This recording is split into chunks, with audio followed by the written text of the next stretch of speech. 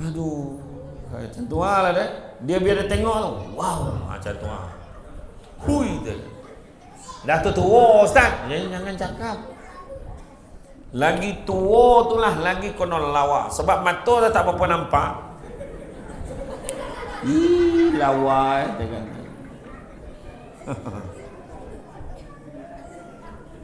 Baju kulit apa kau pakai tu kan? Dia tak nampak. Bini menyaut, belum pakai lagi ni bang.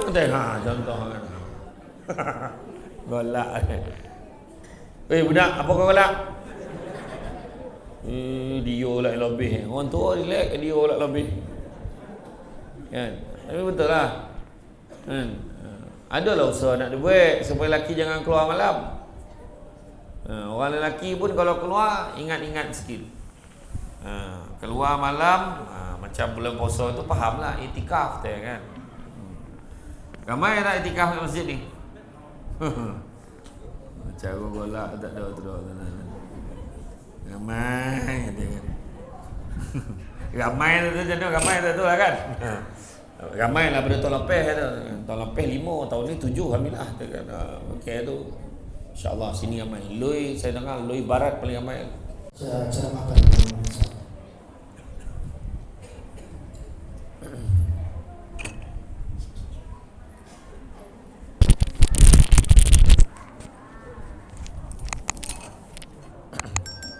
A'udzubillahi minasyaitonirrajim. Bismillahirrahmanirrahim. Assalamualaikum warahmatullahi wabarakatuh.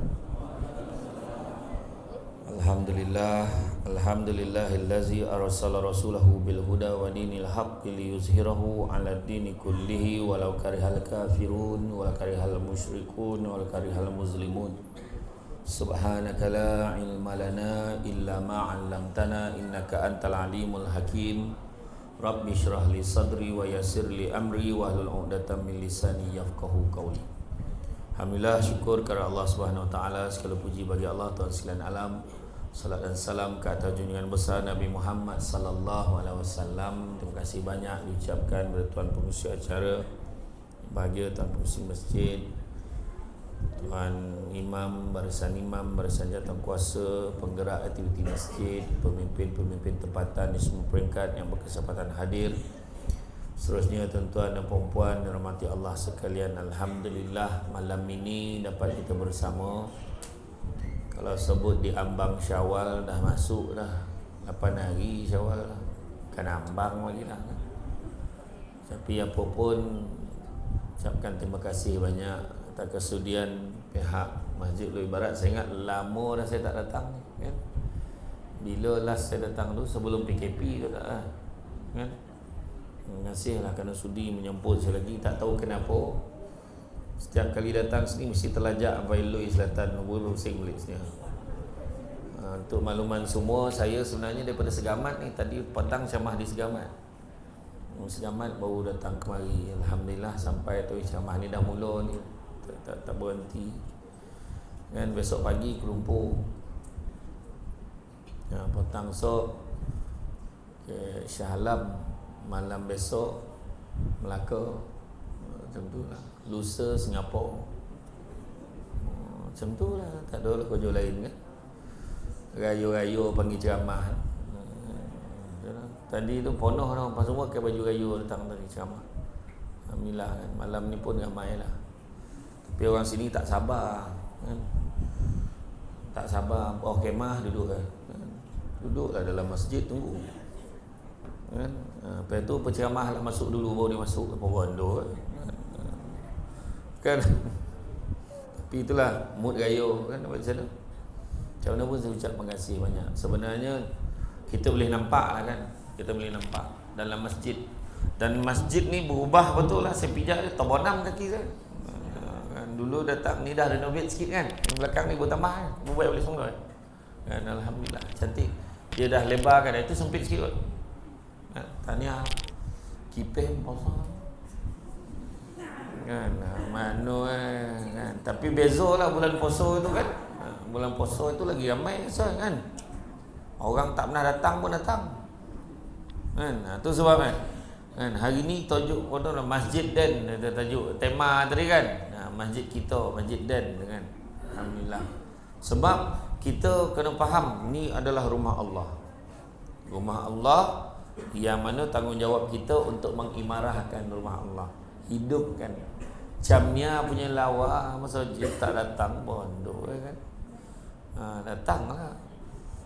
Memang salah satu tanda-tanda akhir zaman orang berlumur-lumur baik masjid besar dan lawa. Tapi orang tak ada. Kau nak tengok ramai orang majlis akad nikah, ramai. Yang datang bulan pun masuk dalam masjid. Tak ada ilmu untuk perempuan ni. Ada perempuan macam tu. Dia kan kira dah. Kan? Kau nak faham lah tu kan. Nak buat akad nikah ke masjid, tahulah adab tata susila duduk ke masjid ni. Kan? Dan bila datang masjid ni pula, orang yang tak pernah datang, kalau datang tu macam mana adab kita kena sadar, ini rumah Allah, bukan rumah kita. Kita sound orang macam ni rumah kita. Betul lah tajuk tu masjid dan, makna anggap macam masjid dan. Ni maksud anggap saja walaupun tu bukan masjid kita. Macam pergi rumah orang lah, buat macam rumah sendiri dia, tak rapik lah kan. Buat macam rumah sendiri tu janganlah sokan-sokan benar maksud dia tu. Tapi tak ada tukar nama kau rumah tu kan. Macam tu lah. Jadi rumah ni rumah Allah. Bila rumah Allah kita cakap dengan apa? Seronok tengok kau datang masjid. So janganlah tak datang ya. Macam tak. Orang kalau dah lama tak datang masjid, tiba-tiba datang masjid, makna nak kenduri tu kan. Adalah hajat itu nak ajak baik doa selamat sikit. Masa tu lah baru dia nak cari imam, minta tolong imam ya, nak datang, minta datang baca doa selamat kat rumah saya. Minta maaf saya dah tak jadi imam dah bertukar imam lah. Punya lama tak datang masjid, imam dah tukar pun tak tahu. Imam tu dah berapa tahun dah tak jadi imam, berehat bagi orang lain nak jadi imam tu. Macam tu lah contoh kan. Jadi kalau kita tengok sejak pada zaman Nabi lagi, masjid ni merupakan tempat tumpuan, tempat kesatuan yang menjadi tumpuan umat Islam untuk melakukan ibadah solat, untuk mendapatkan ilmu. Contohnya malam ni mendapatkan ilmu, perkongsian, berbincang dan juga lain-lain lagi. Pada zaman ni masjid mungkin berubah wajah, namun fungsinya masih sama. Nak tengok ramai orang ke masjid pertama hari Jumaat. Orang daripada pejabat-pejabat tu pun ada yang pilih nak datang masjid sini. Sebab apa? Masjid ni relax sikit kata. Contohlah.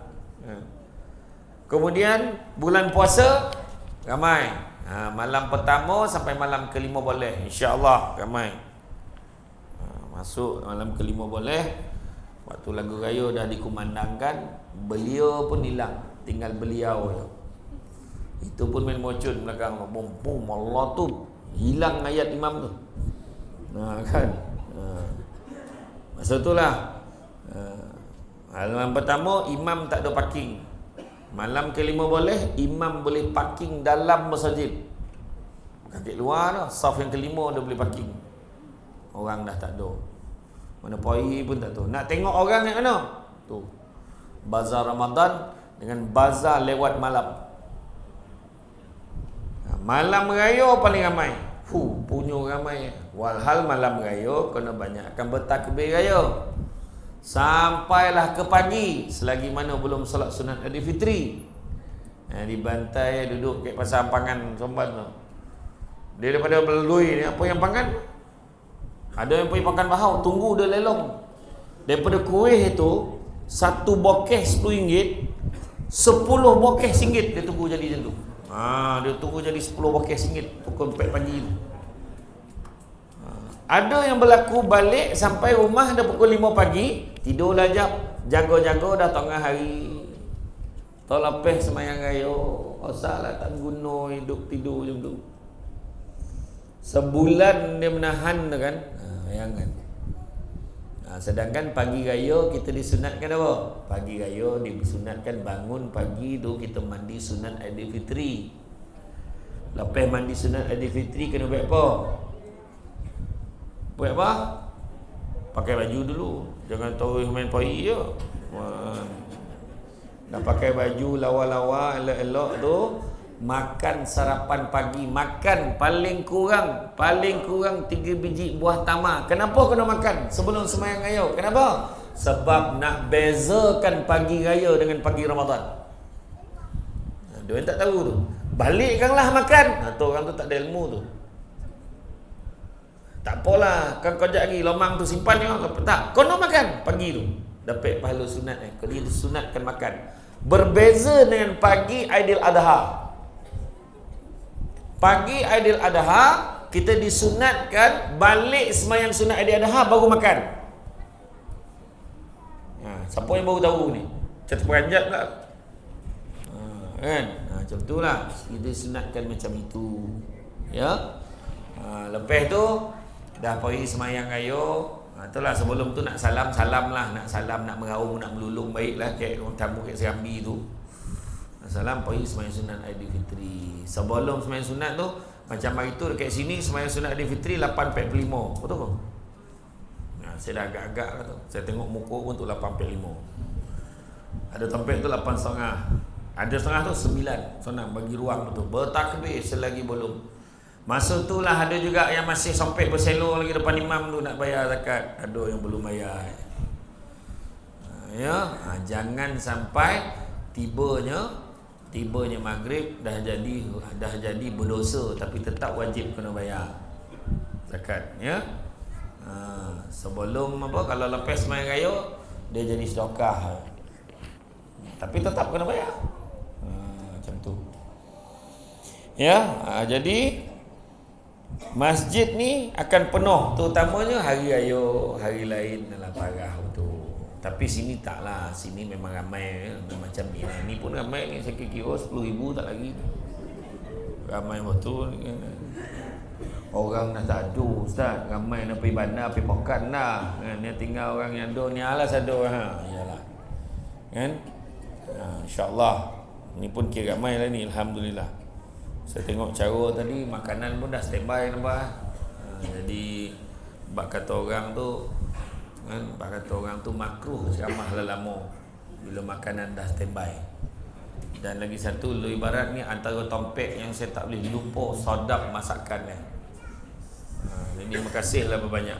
Tadi masak ramai-ramai kau ada orang hantar seorang sikit. Masak ramai-ramai. Okey, lagi copek habis jamaah ni so.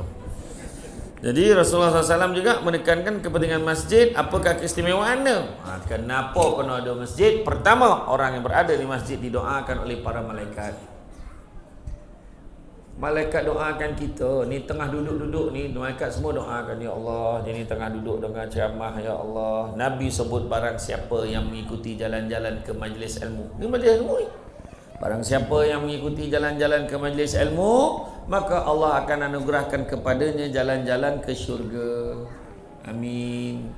Mudah-mudahan. Jangan lupa hashtag pergi syurga balik lagi. Ni datang ni majlis ilmu ni, taman syurga ni. Raudatul Jannah. Kat Raudah ni masuk.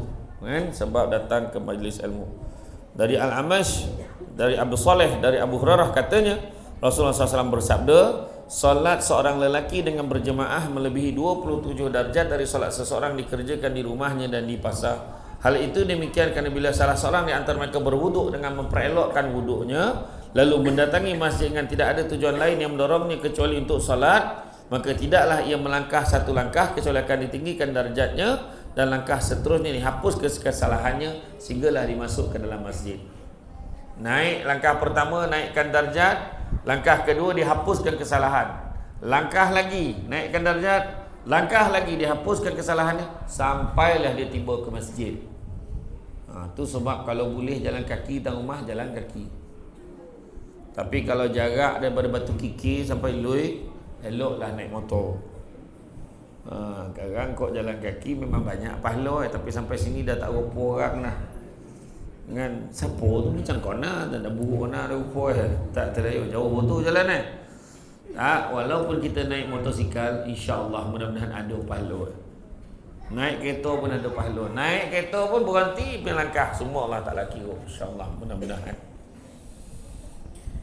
Yang mana jika dia telah memasuki masjid, tengok kalau dia dah masuk dalam masjid, maka dia akan dikira dalam keadaan solat selagi mana dia berada di tempat solatnya. Contoh tadi, lepas sembahyang maghrib dia duduk situ, dia tak bangun-bangun. Sampailah penjamah sampainya, dia masih dikira dalam keadaan bersolat. Pahala dia. Itu sebab jangan bongkar-bongkar, duduk. Sabar kan. Bangun, sambung solat sunat.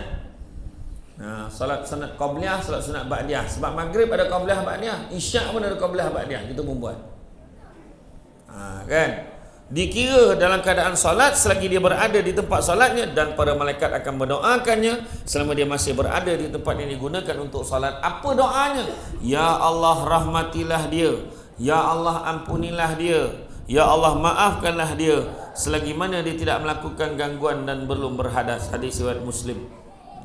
Jadi makna malaikat siap doakan kita. Itu yang pertama. Yang kedua, tempat yang paling Allah sukai ialah masjid. Dari Abdurrahman bin Mihran mantan budak Abu Hurairah bahawa Rasulullah SAW bersabda, lokasi yang paling Allah cintai adalah masjid, dan lokasi yang paling Allah benci adalah pasar. Bukan makna tak boleh pergi pasar dah, tempek ke saja kita gemar-gemar sesaja duduk kat pasar. Kan? Allah Ta'ala tak suka tu. Allah suka kita duduk di masjid, rumah Allah. Ya, malahan pernah satu ketika Nabi bercita-cita, kalau ikutkan hati aku, Nabi kata, kalau ikutkan hati, Nabi bercita-cita je tapi Nabi tak buat. Kalau ikutkan hati aku, nak ya aku pergi bakar rumah orang yang tak pergi masjid sembahyang jemaah. Cuma Nabi tak buat. Kalau Nabi buat lah jadi sunnah. Tak ada kerja lain lah, imam pergi bakar rumah orang. Satu rumah bakar, dah imam ambil sampai dah rumah imam lah orang bakar. Contoh lah kan. Tapi maksudnya nak bagi tahu penekanan yang Nabi berikan untuk solat jemaah. Itu sebabnya datanglah solat jemaah selagi boleh. Ya, datang. Ada satu hamba Allah ni, dia pernah bercakap besar. Ini kisah benar. Orang cakap, kau ni rumah dokek dengan masjid, kau tak pergi ke masjid? Tak, aku tak nampak lah. Mana masjid? Tumbuh kulit kat ni, kat bawah mata ni, kulit langsung tutup mata tu. Tak nampak apa dah. Jangan main-main. Ya. Datanglah masjid. Malulah ustaz, dah tua pun nak pergi. Tak apa, dah tua pergi. Ada orang sampai tua mati tapi dah mati baru pergi. Tu pun orang letak hadapan imam. Bersembahyanglah kamu di belakang imam sebelum kamu disembahyangkan di hadapan imam. Mana? Macam tu ayat. Ayat ke masjid ni semua suspend ni. Sembahyanglah kamu sebelum kamu disembahyangkan. Lagi jauh lagi budak tu. Kan? Cuba kita letak ayat yang positif. Gambar keranda letak. Ada satu masjid tu yang saya pergi dekat Selangor tu, ada satu masjid tu. Tempat pengusung jenazah tu dia lokek ke dinding. Bayangkan tu, punyalah nak bagi orang takut.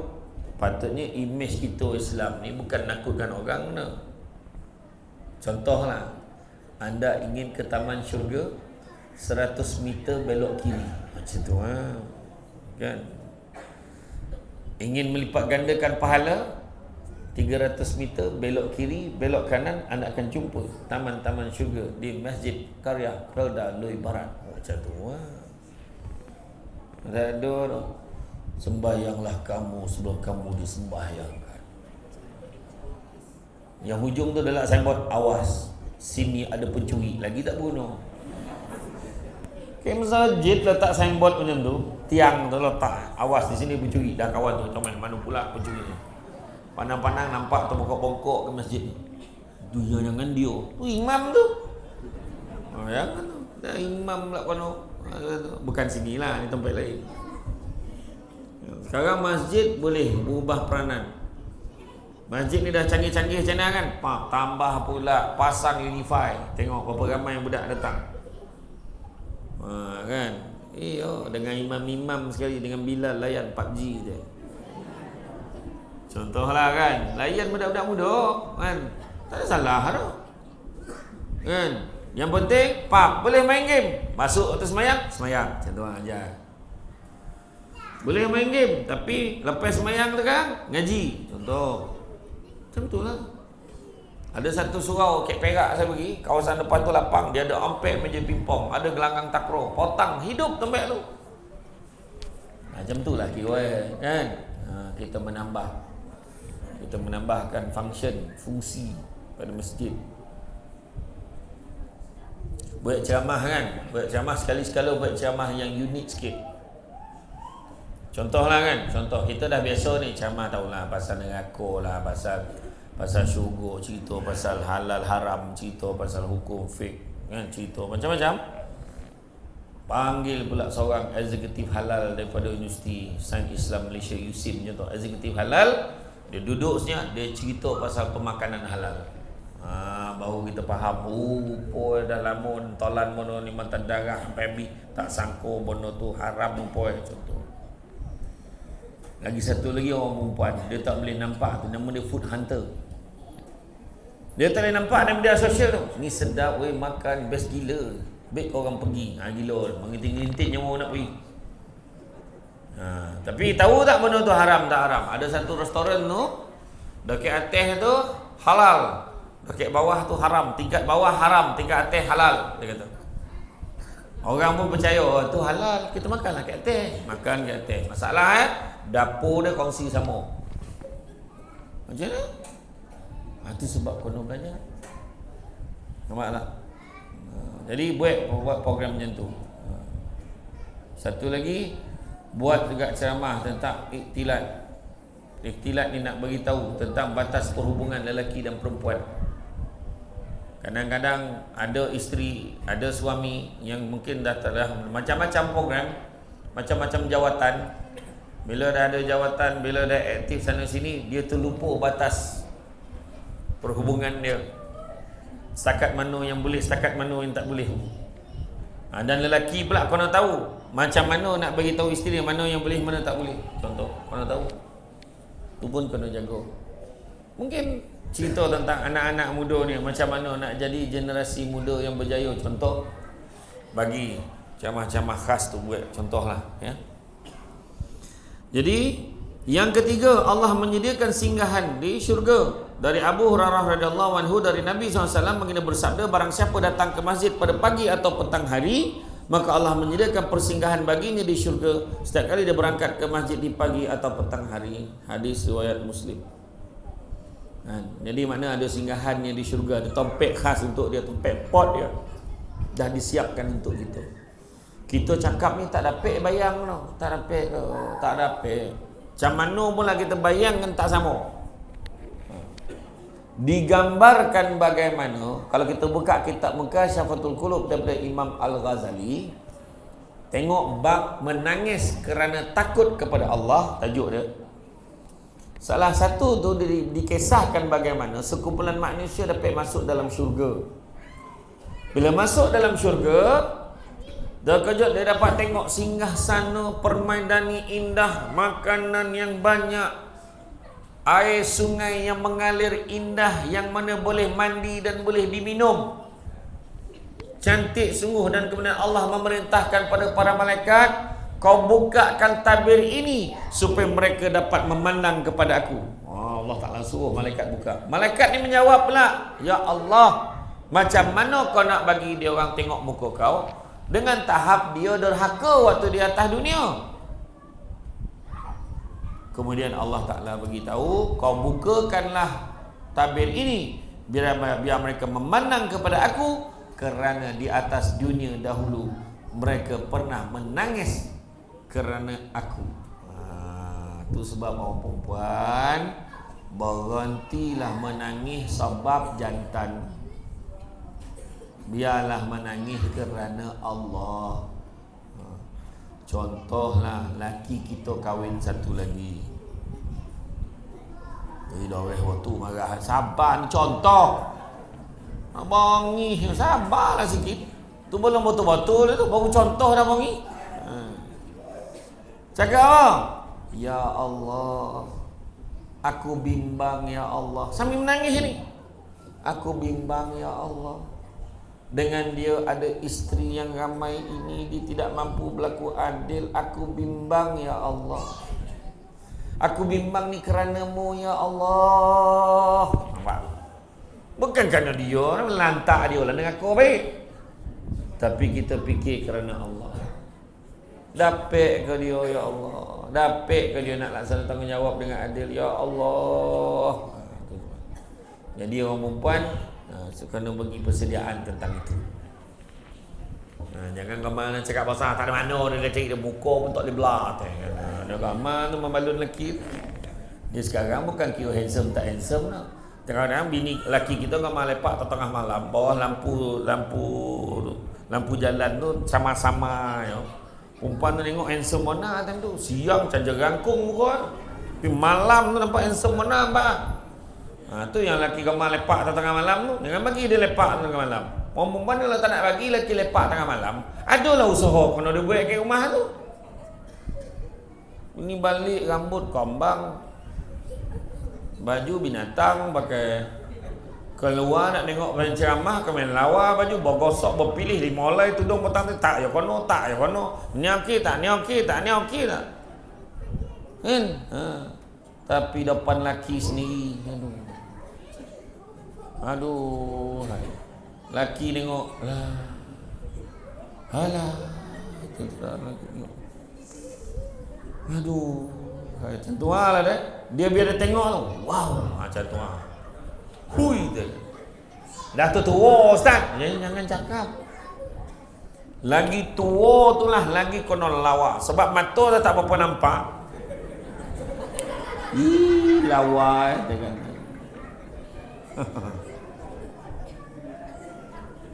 baju kulit apa kau pakai tu kan dia tak nampak.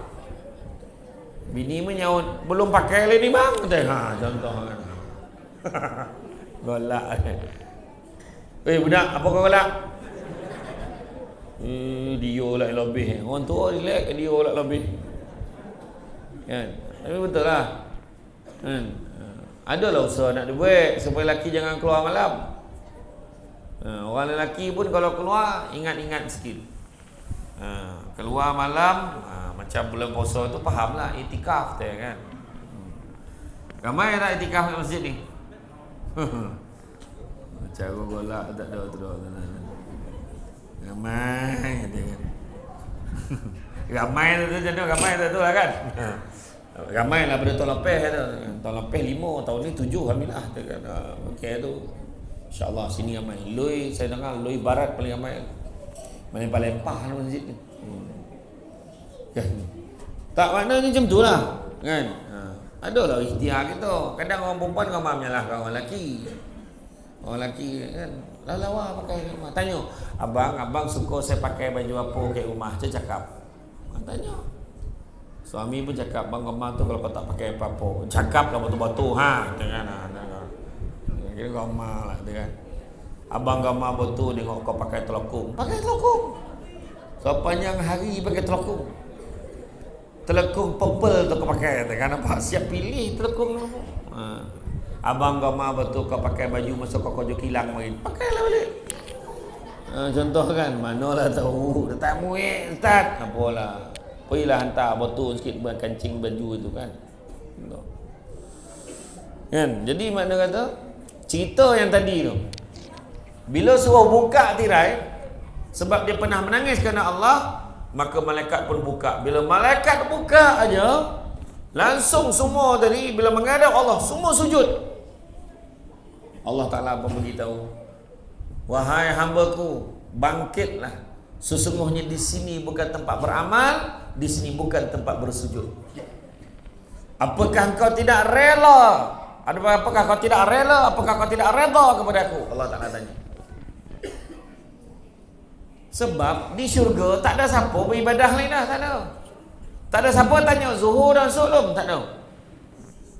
Di syurga tak ada. Dekat dunia ni nak sembahyang, syurga besok dah free.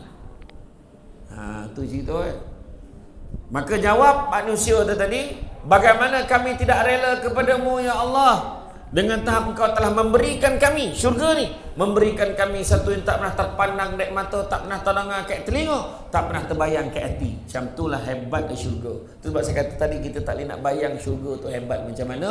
Walaupun kita membayangkan berdasarkan mungkin cerita-cerita yang kita tengok dalam TV, tu jauh mana, tak sama langsung. Itulah hebatnya syurga. Hari ni kita nampak kan azab yang nak semayang, ya Allah, lutut lotap tu. Bila sujud Allahu Akbar, tap sampai ujung tu. Pam Allah, dan seorang tu pula. Osah betul, sakit betul lah. Contoh lah kan.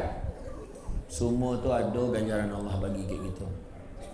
Secamah Kek Johor ada sekali tu, ada seorang pakcik ni, dia lutut dia ada masalah. Masa dia angkat takbir tu dia memang dah melutut. Orang semua berarti pekono tu, dia tak kira nak pandang. Sebab dia sanggup melutut semayang daripada awal. Sebab yang penting dia dapat sujud. Tuan-tuan jangan cakap benda ni sujud ni tak rasa apa tu. Kena tak Ustaz Hanafi? Ustaz Hanafiah lah. Ustaz Hanafiah kan kena kanser kat hidung dia tu. Dia berapa tahun dia tak dapat sujud. Tahun lepas bulan Mac saya pergi umrah, saya jumpa dengan dia, saya dengan dia dengan Ustaz Jafri. Kami duduk sama-sama minum kek Starbucks, kek Mekah, main-main. Starbucks, kek Seremban pun tak nak minum Starbucks. Kan kek Mekah, dia nak jumpa situ, saya jumpa lah.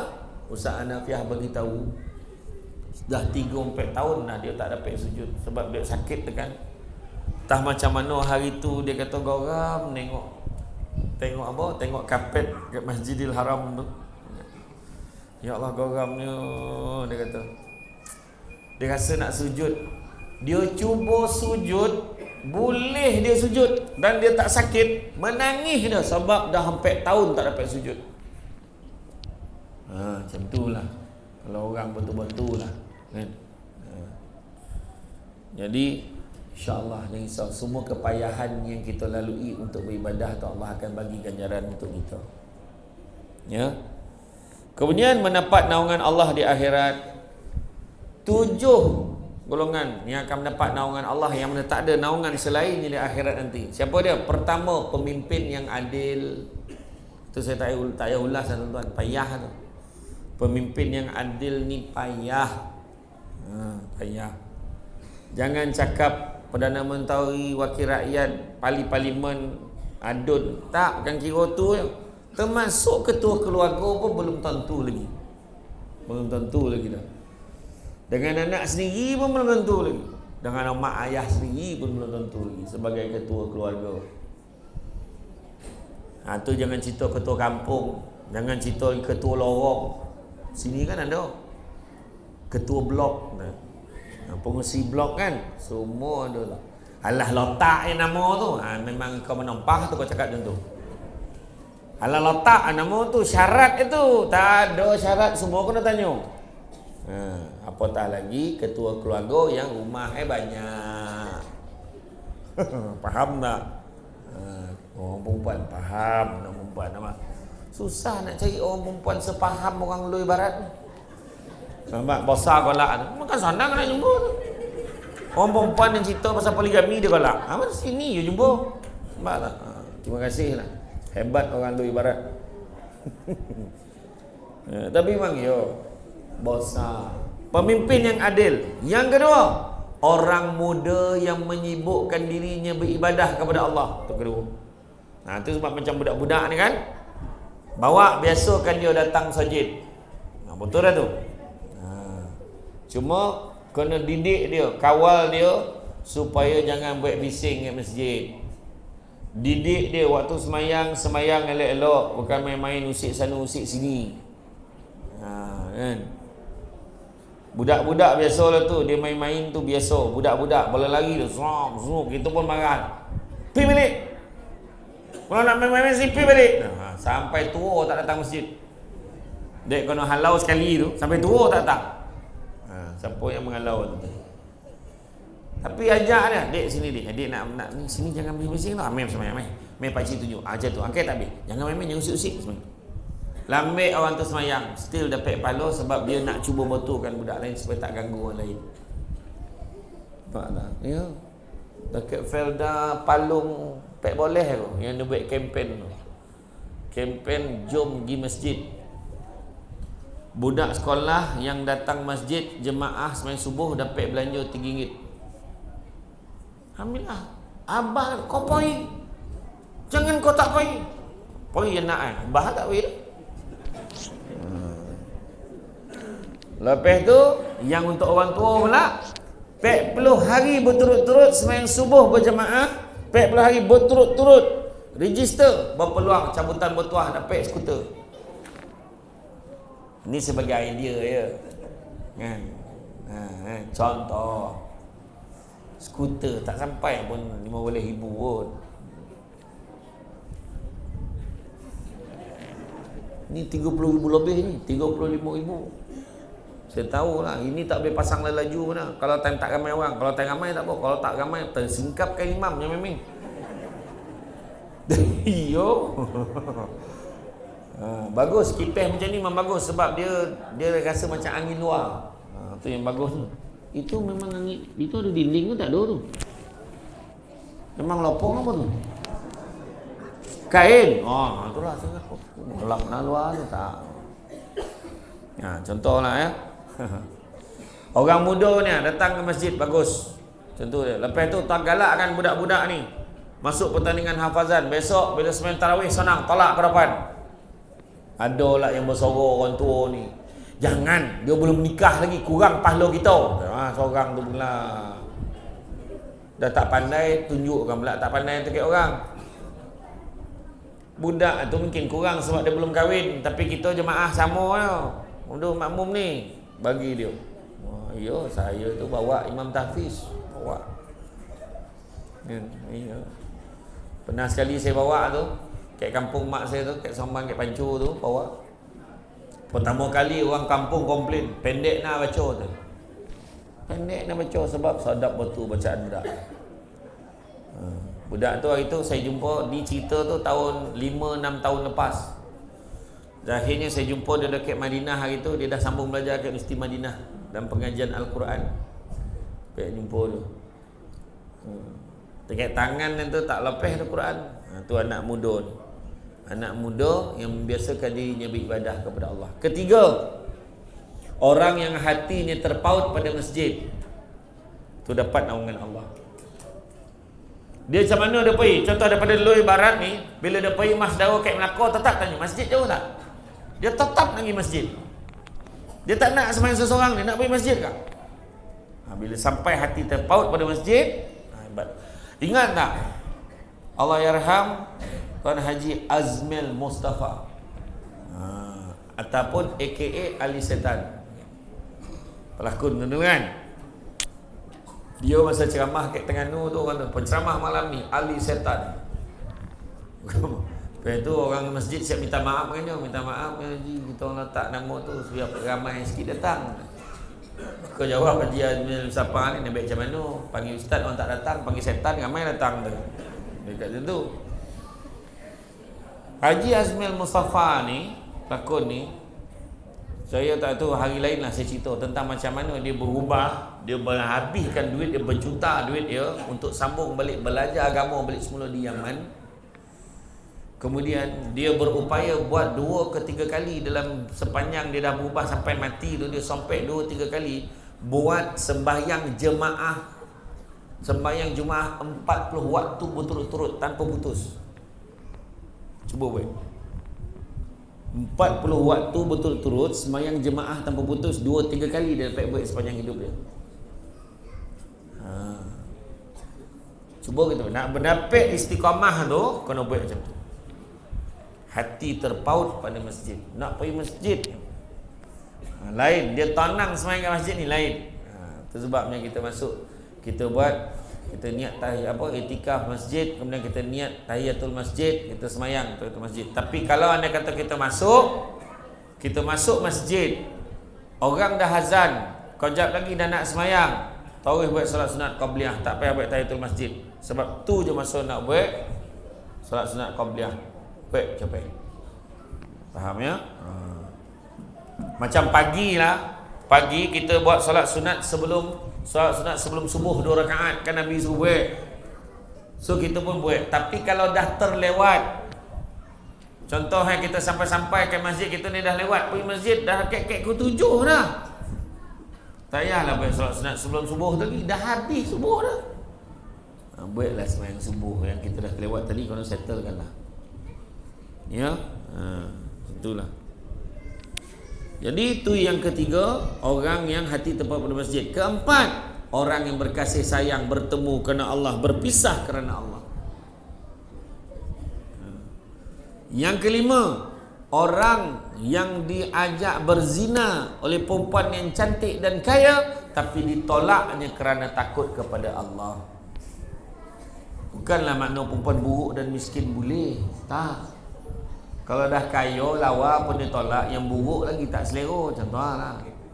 Yang keenam, tangan kanan memberi sedekah tanpa pengetahuan tangan kirinya, maknanya merahsiakan, menyembunyikan sedekahnya daripada pengetahuan orang lain.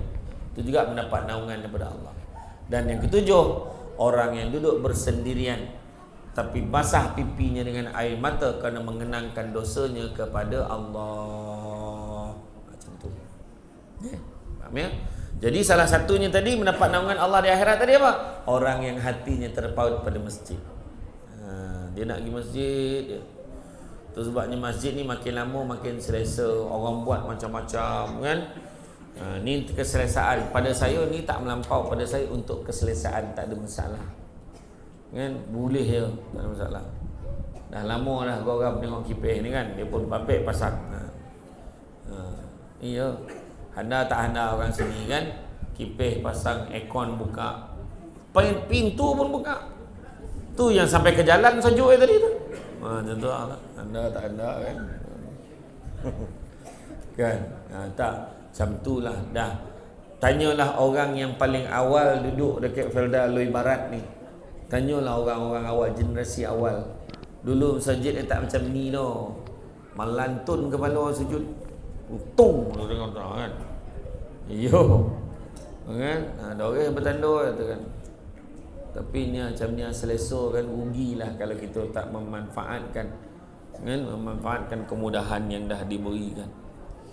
Kemudian mendapat ganjaran solat yang lebih banyak kan. Dari Abu Musa berkata, Nabi SAW bersabda, orang yang paling banyak mendapatkan pahala dalam solat adalah mereka yang paling jauh jarak rumahnya ke masjid. Kerana paling jauh dalam perjalanan yang menuju masjid itu, orang yang menunggu solat hingga dia melaksanakan solat bersama imam lebih besar pahalanya daripada orang yang melaksanakan solat kemudiannya tidur. Orang yang datang, dia sembahyang sunat, dia tunggu imam nak sembahyang jemaah sesama, itu lagi besar pahala daripada orang yang sembahyang kat rumah walaupun tepat waktu awal tapi pergi tidur. Lebih baiklah dia sembahyang kat masjid berjemaah.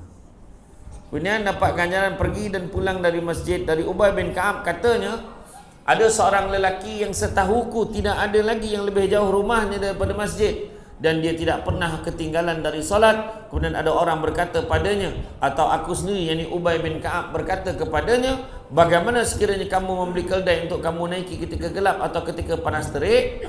Dia tanya, nak tak kalau belikan keldai? Kau belilah keldai, rumah kau jauh, senang kalau kau panas terik itu kan, kau boleh naik tunggangnya kan.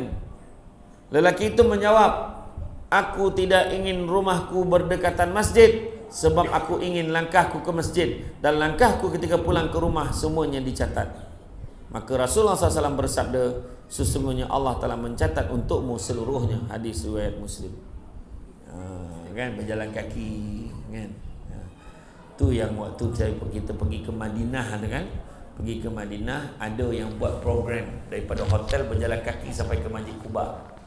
Kan, berjalan dek-lek ke jalan kan. Macam tu. Yang sanggup-sanggup lah. Mana yang dah sakit lutut tu kadang, oh tak payahlah, biarlah dia naik taksi tu kan. Tak apalah, ikut kemampuan masing-masing. Kalau kita mampu, rumah kita dokek tu macam boleh jalan kaki, jalan kaki sekali-sekala, exercise kan. Tak ada jauh mana tu, berpokan bahau tu mestinya, jauh tu. Kemudian boleh berwuduk di rumah kemudian menuju masjid. Dari Utsman bin Affan dia berkata, aku mendengar Rasulullah SAW bersabda, barang siapa yang berwuduk untuk solat lalu menyempurnakan wuduknya kemudian berjalan menuju solat yang fardu, lalu dia melaksanakan bersama manusia atau bersama jamaah atau di masjid, nescaya Allah akan mengampuni dosa-dosanya. Hadis riwayat Muslim. Kemudian kelebihan saf pertama dan bersolat di masjid. Dari Abu Hurairah radhiyallahu anhu bahwa Rasulullah SAW bersabda, seandainya manusia mengetahui kebaikan yang terdapat pada panggilan salat dan saf pertama, iaitu mereka tidak dapat meraihnya melainkan dengan mengundi, tentu mereka akan mengundinya. Seandainya mereka mengetahui apa yang terdapat dengan bersegera melaksanakan salat, tentulah mereka akan berlumba untuk melakukannya. Dan seandainya mereka mengetahui apa yang terdapat pada atmah ini salat isyak dan salat subuh berjemaah ini, Sudah tentulah mereka akan mendatanginya walaupun dengan cara mengangkat. Hadis riwayat Bukhari. Datang ni, dengar azan, capek dah pergi masjid lah, lambat dah. Kan? Tu yang pagi tu, pagi subuh tu lah yang paling kritikal ni. Paling susah sekali adalah rakaat yang paling sikit sekali. Subuh, bawa batu. Sebab apa? Tengah sadap tidur seorang. Nampak tak? Sajuk bona. Yang apa tak? Tengah mimpi. Macam-macam alasan. Tak berani lah. Nampak tak? Lain macam azan. Azan pun lain macam pagi. Pagi azan tu terperanyat, orang tu dah siap nak keluar. Siapa tu? Terkena. Lain macam bunyi. Akbar. Masuk dalam rumah balik. Kan. Tu dia ada bezo sembang subuh, apa azan subuh dengan azan maghrib ada bezo. Maghrib tu dia mendayu-dayu sikit sebab nak panggil bagi masuk orang sampai. Allahu akbar, Allahu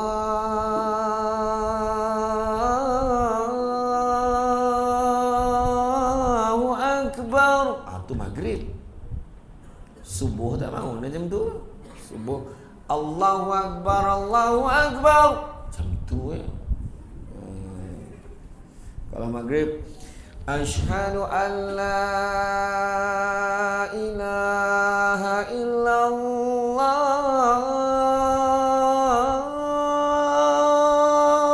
Macam tu tarik sikit.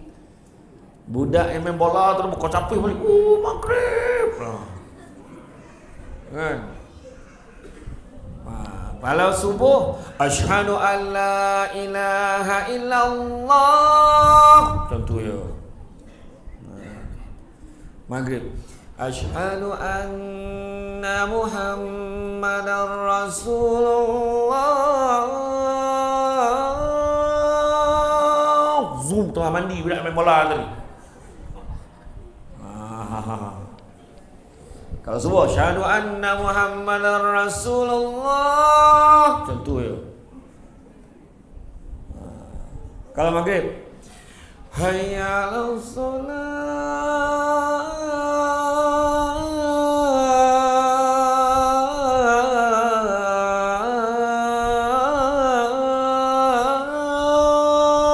Macam tu. Dah siap dah pakai kain. Kalau subuh, hayya 'alas shalah. Macam tu ya. Kan? Iya. Jadi dah sampai budak kan. La ilaha illallah. Pusing gue ramai dah orang. Macam tu Mana? Kalau subuh, as-salatu khairum minan naum. Pendek ya. Ini as-salatu khairum minan naum. Memang lolap tahu lah, tak ada apa. Habislah dia. Kan? Iya, kaedah itu. Kan? Iya. Yang imam pula. Bukan imam sini dah tempat lain. Bila nak jadi imam, pandang belakang tu tengok. Jemaah dia kukuh ke tak kukuh? Di balun ni 3 muka. Sentuhan makmum. Yang seorang tu sambut, tahan. Ya. Macam itulah tarawih kan. Ada sekali tu saya kat kampung mak saya tu, kau copek lah jadi imam. Saya malam 3-4 malam pertama tu dapat lah, lepas tu dah sibuk ceramah. Hujung-hujung tu, kau bila nak datang jadi imam lagi ni? Sian imam dah tak terdaya tu. Ya kau, malam tu saya pun datang. Malam yang 2 hari last tu saya datang 9.40 siap dengan tahlil dia. Bayangkan tu, sah laju tarawih lama. Ikik kain kotak-kotak cicir ni kan ni tu kan. Tak adalah laju mana pun kan. Yang penting jelas. Orang kata tadi tak terdayuh. Cari imam yang sogar-sogar sikit nak tarawih ni. Kalau imam tu kat tangan bukan masalah tu. Oh, ada sogar bacaan. Allahu Akbar. Contoh. Bismillahirrahmanirrahim. Alhamdulillahi Rabbil Alamin. Ar-Rahmanir-Rahim. Contoh. Tegas. Tongal. Oh, mumpan balik tabir tu dia dongal. Allahu Akbar. Habislah kita dari belakang. Iya. Ini ya, kenapa dah torang bacaan Bismillahirrahmanirrahim. Ya banyak. Alhamdulillahi Rabbil Alamin. Ar-Rahmanir-Rahim. Makmum ini baru isyak ni weh tu. Belum tarawih dia dah tengah. Salah. Iyo, kan? Tengok Rasulullah pun memang ajar gitu, imam tengok makmum kekuatan dia kan, nak dongeng kan. Baca ayat pendek pun tak apa. Bismillahirrahmanirrahim. Alif Lam Mim. Allahu Akbar. Hui, bagus imam ni. Sakatul yang ambil Rakaat kedua, Yasin. Allahu Akbar. Tak ada lah sependek warna tu kan. Jadi makna kata kalau kita tahulah kelebihannya, sudah tentu kita akan datang. Bayangkan ada satu kisah tentang Sulaiman ibnu Hamzah al-Maqdisi, keturunan Ibnu Qudamah. Beliau merupakan seorang ketua hakim di Syam. Kata beliau, aku tidak pernah solat fardu secara sendirian kecuali 2 kali. Tak pernah semayang bersendirian kecuali 2 kali je sepanjang hidup dia. Dan sehingga sekarang dia merasa seakan-akan dia masih belum mengerjakan solatnya. Padahal pada ketika itu dia dah berusia 90 tahun. Dia rasa dia semayang sendiri itu macam dia tak semayang. Macam itulah perasaan dia. Kita pula sebenarnya macam tak semayang, rasa macam semayang. Terbalik pula kan. Semayang macam mana semayang? Time semayang jumpa barang hilang. Allahu Akbar. Lah teh meja boy, buat ingat tengah semayang. Tengah semayang jadi tak serbat ni datang kan. Kenapa banyak terlajak sampai Lui Selatan berapa kali dah datang. Makin jam tu ya kan. Ayo usah betul lah. Kan susah warna pun. Aduh. Itulah dia. Ya.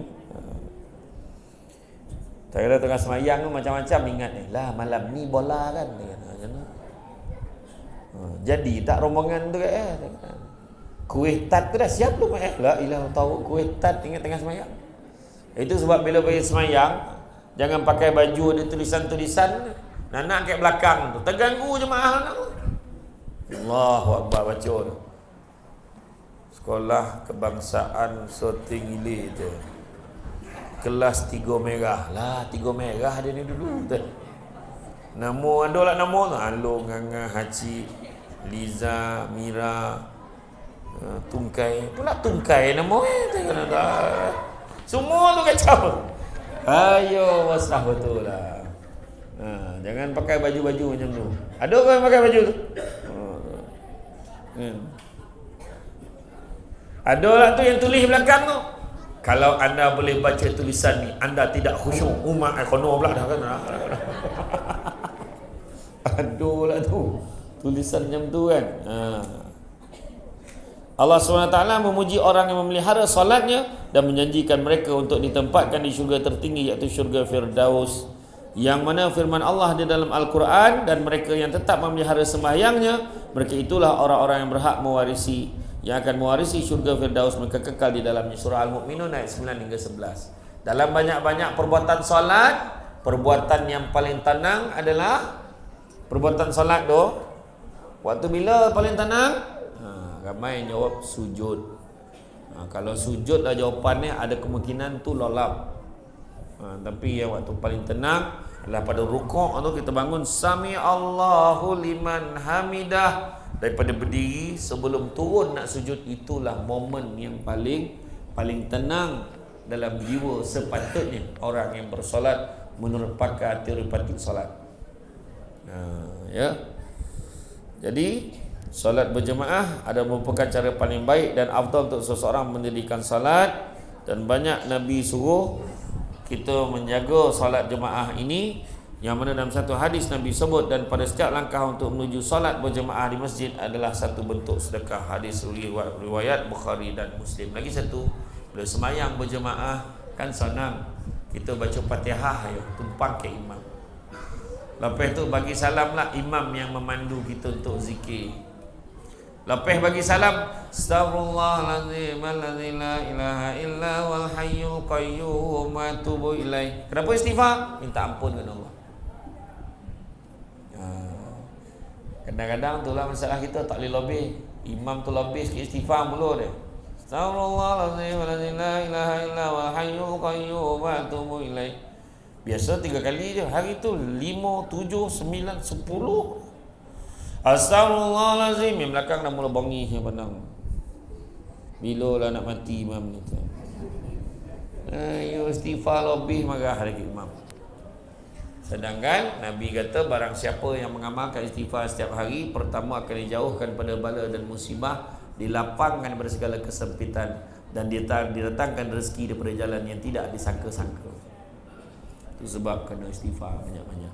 Lepas istighfar, la ilaha illallah wahdahu la syarikalah lahul mulku wa lahul hamdu wa yumiitu wa ala kulli syai'in qadir 3 kali. Lepas Allahumma ajirna minan nar, Allahumma ajirna minan nar, Allahumma ajirna minan nar, Allahumma antas salam wa minkas salam wa laka ya'udu salam fa inna rabbana bis salam wa akhirna jannata daras salam. Tabarakta rabbana wa ta'ala ya zal jalali wal ikram. Imam pimpin kita ikut je. Bismillahirrahmanirrahim. Alhamdulillahirabbil alamin. Arrahmanirrahim. Maliki yaumiddin. Iyyaka na'budu wa iyyaka nasta'in. Ihdinas siratal mustaqim. Siratal ladzina an'amta 'alaihim ghairil maghdubi 'alaihim waladdallin. Amin.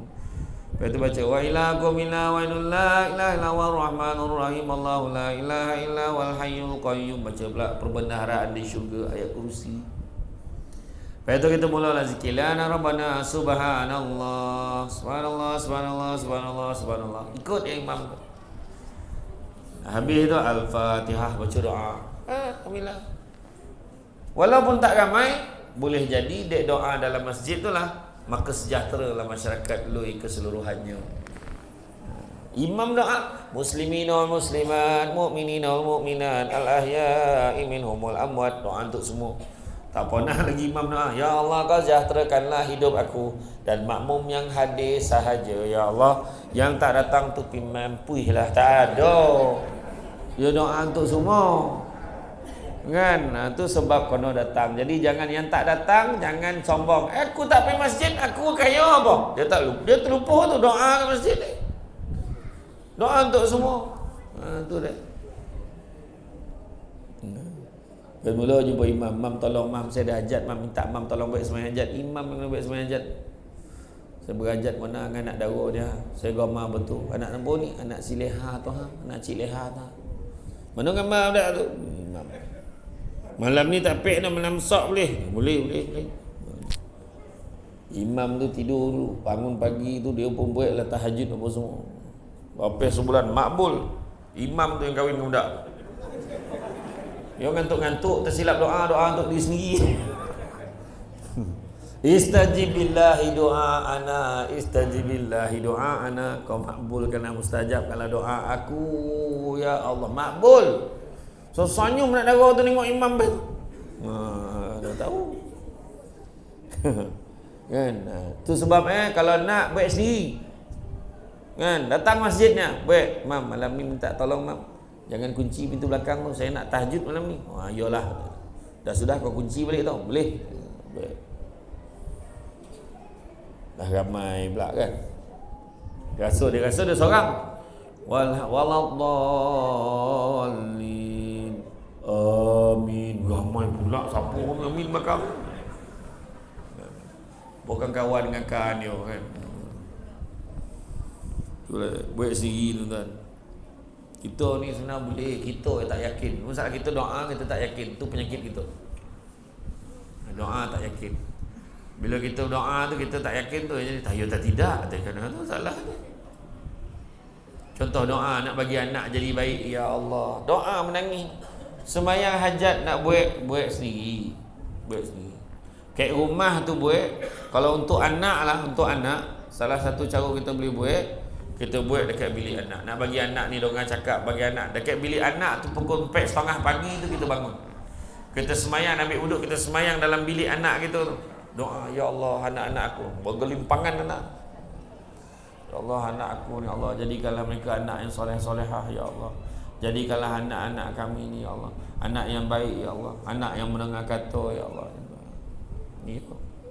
Kalau basuh boreh tu, ni saya beritahu cara orang perempuan kan. Kekuatan doa seorang ibu kan. Kita basuh boreh tu ikut arah tawaf. Ikut arah tawaf. Lawan jam lah.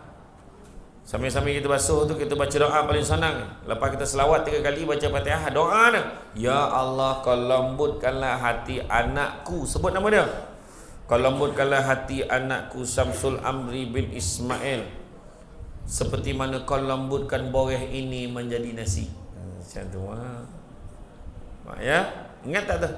Cuba. Untuk anak sendiri tau. Untuk anak mak mentua saya tak nak cuba boleh tau.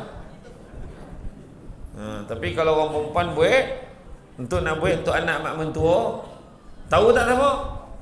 Laki kau lah. Siapa lagi? Jangan salah doa tau.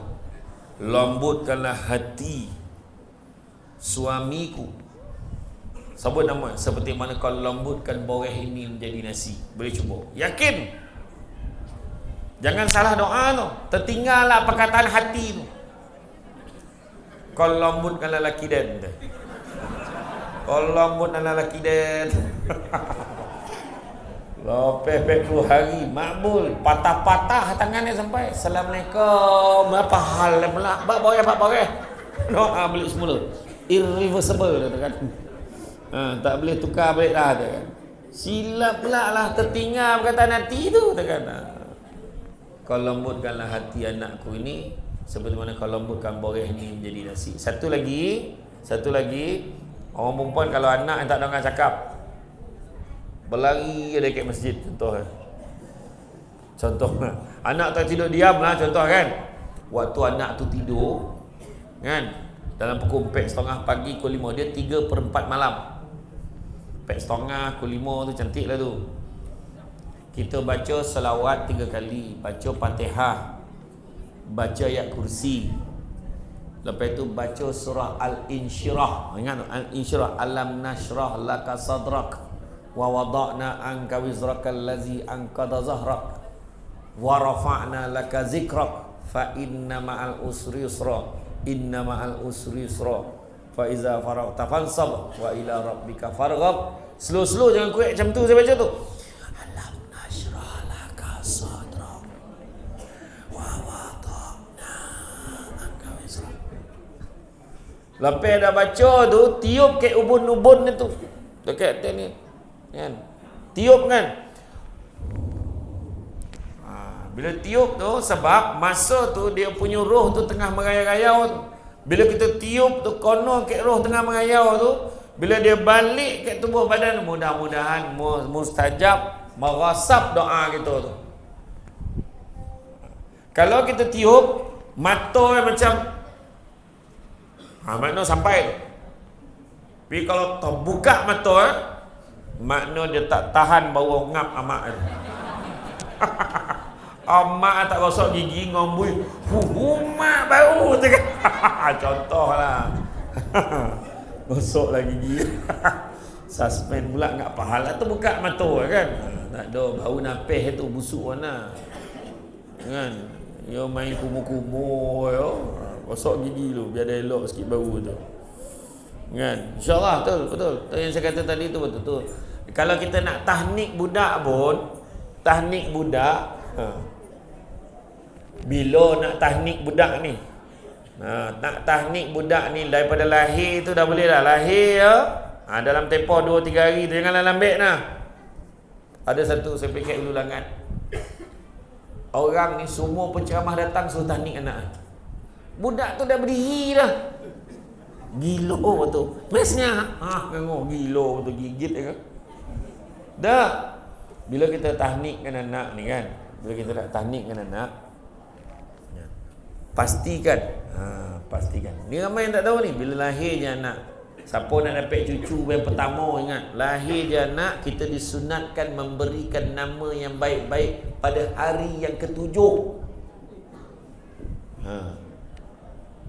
Ini belum keluar dah ada nama ke paut tu.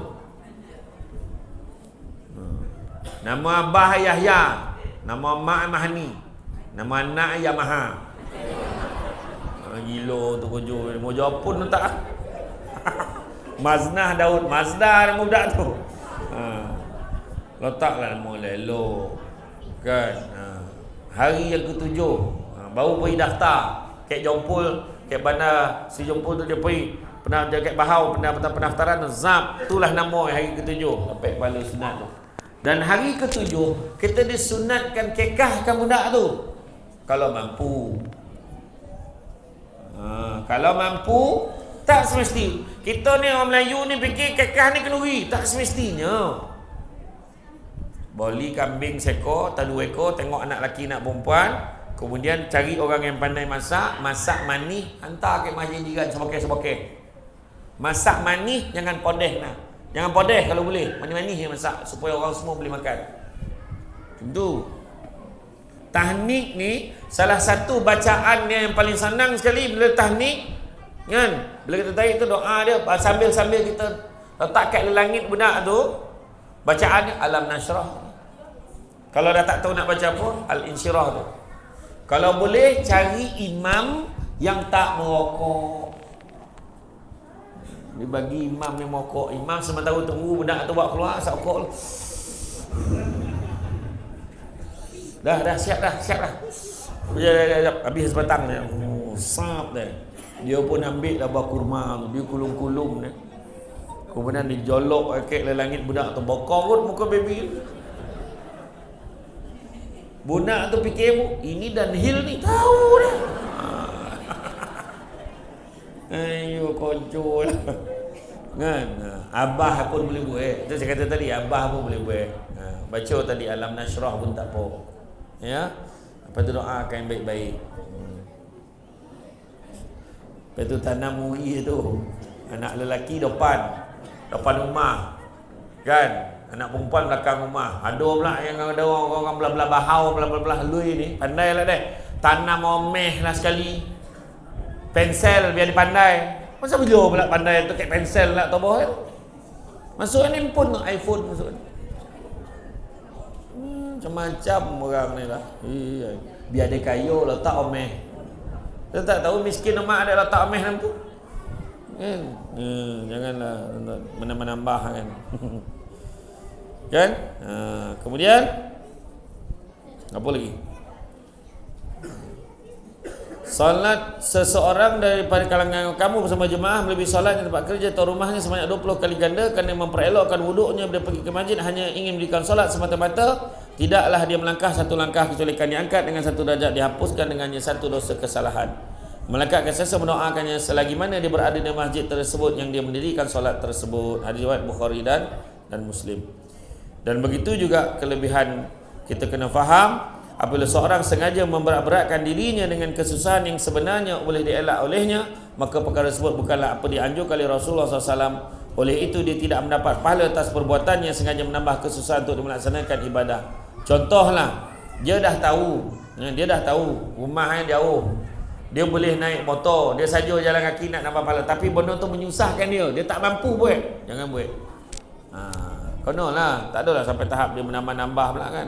Dah elok jalan dokek saja ikut jalan jauh, pusing. Sendiri memudaratkan diri. Bukan itu cara dia. Ya.